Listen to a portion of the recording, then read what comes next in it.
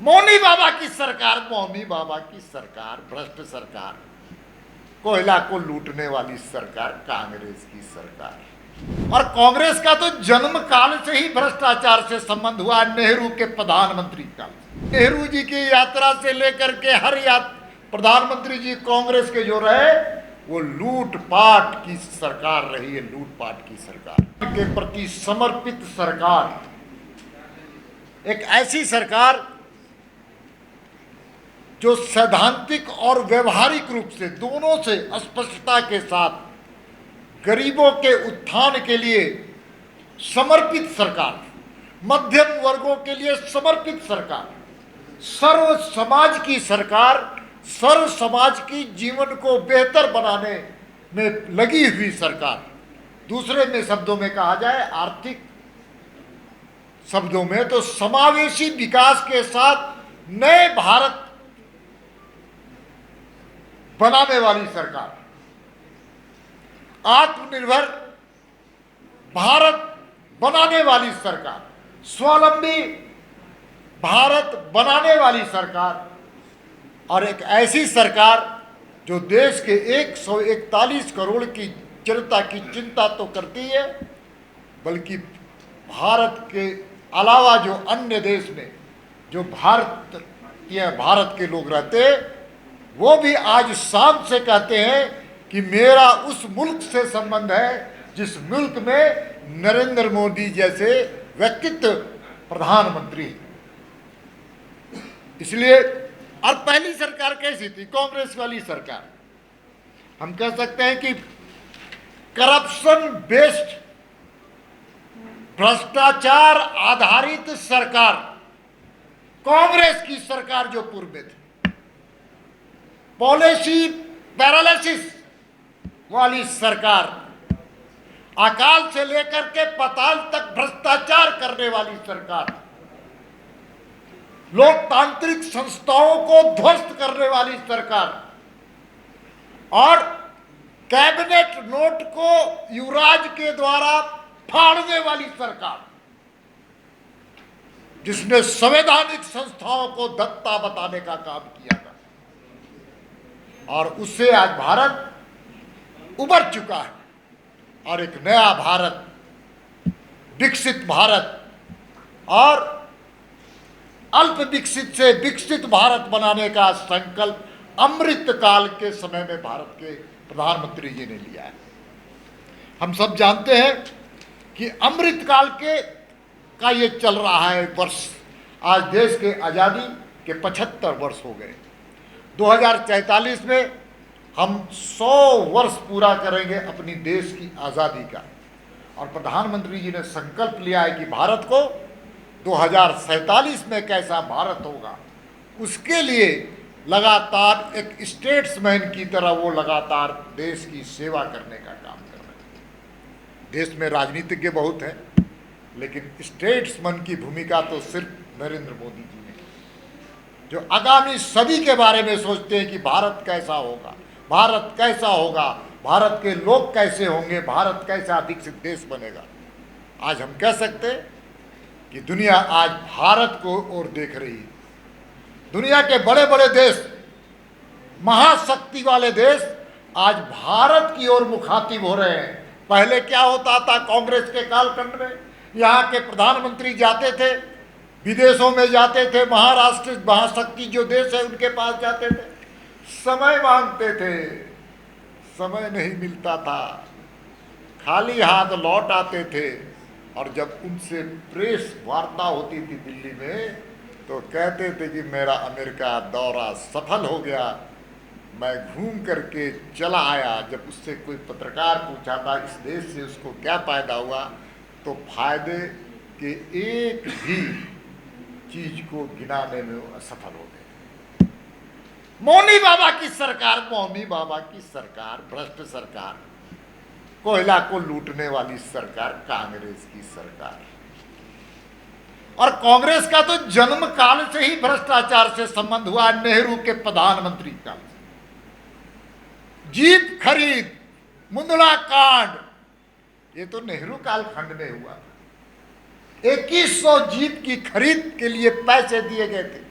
कांग्रेस के द्वारा, सरकार के द्वारा, और मात्र 156 जीप खरीदी गई और बाकी आपूर्ति कागज में दिखाई गई। ये नेहरू कालखंड का ग्रेट मेहनत पर आरोप लगा भारत की जमीन को चीन के हाथ में हवाले करने का। उस वक्त कौन प्रधानमंत्री?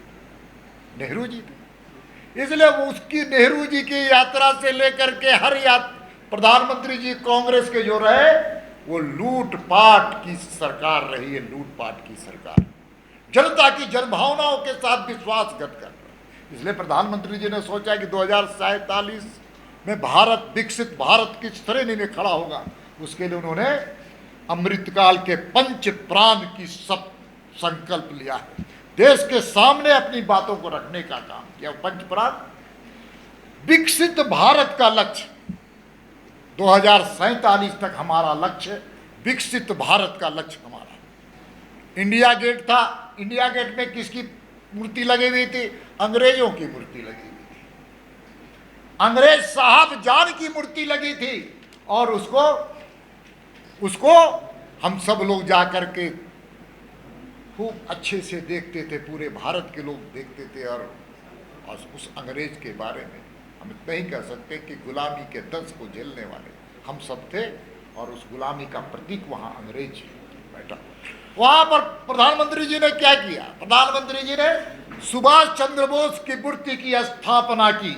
और सुभाष चंद्र बोस को जो हम कह सकते हैं आज़ादी में सबसे बड़ा योगदान था, उनके आज़ादी के योगदान को कांग्रेसियों ने खत्म करने का काम किया, उनकी भूमिका को नष्ट करने का काम किया था। क्योंकि नेहरू से भी कम उनका योगदान नहीं था, नेहरू से ज्यादा योगदान था भारत की आज़ादी कराने में।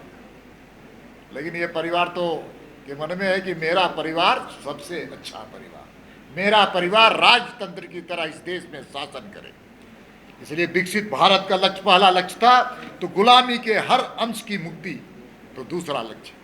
अपनी विरासत पर गर्व, हमारी अपनी परंपरा है, हमारी अपनी संस्कृति है, हमारा अपना संस्कार है, और हमारी अपनी विरासत पर हम सब लोगों को गर्व होना चाहिए। इसलिए अपनी विरासतों को भी रक्षा ही नहीं किया, बल्कि ये सरकार संवर्धन करे, ऐसा भारतीयों के प्रति उन्होंने लक्ष्य। तीसरा, चौथा क्या? एकता और एकजुटता। पूरा देश एकात्म भाव से एक भारत श्रेष्ठ भारत की कल्पना लेकर के एकता और एकजुटता का संकल्प ले, ये है। और पांचवा, नागरिकों में कर्तव्य भावना का,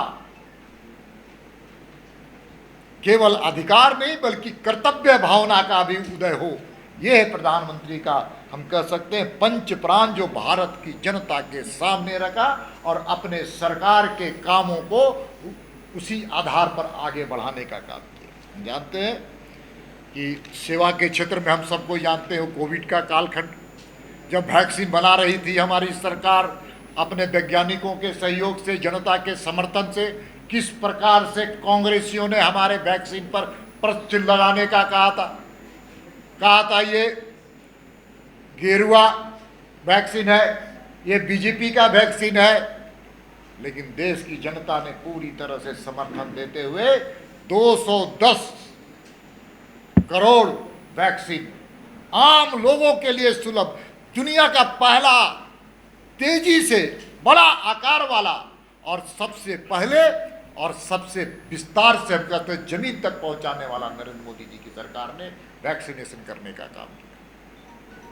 आज भी हम कह सकते हैं दुनिया के अंदर हम सब लोग कोविड के वैक्सीन लिए, 3 वैक्सीन लिए, और वैक्सीन जब लेते हैं तो तुरंत डिजिटल मोबाइल में उसकी सर्टिफिकेट आती है। दुनिया का कोई ऐसा देश, कितना भी विकसित देश हो, लेकिन आज तक वैक्सीन निःशुल्क नहीं लगाया, और निःशुल्क लगाया पैसे पर भी लगाया, और उसकी सर्टिफिकेशन के लिए तुरंत नहीं बल्कि हार्ड कॉपी में लेकर लोगों को घूमना पड़ता है। ऐसा 80 करोड़ लोगों को भोजन दिया। तो हम सब कह सकते हैं कि कोविड का काल खत्म हो, यूक्रेन सहित अन्य देशों से हमारे जो भारतीय फंसे थे, यूक्रेन और रूस के युद्ध में बुलाने का काम किया, लीबिया, ऐसे कई युगांडा, ऐसे कई देशों से स्वच्छता मिशन और नमामि गंगे के माध्यम से सेवा के क्षेत्र में हमारी प्रतिबद्धता। और आप सबको ही जानते हैं, जब कोरोना का कालखंड चल रहा था सभी राजनीतिक दल के कार्यकर्ता क्वारंटाइन में थे, लेकिन भारतीय जनता पार्टी का कार्यकर्ता अपने दल को, अपनी पार्टी को सेवा ही संगठन के माध्यम से समाज के बीच में सेवा का संकल्प लेने का काम किया। यह कोई छोटी बात नहीं। आज दुनिया के कई शोधकर्ता भारतीय जनता पार्टी के इस काम पर शोध कर रहे हैं।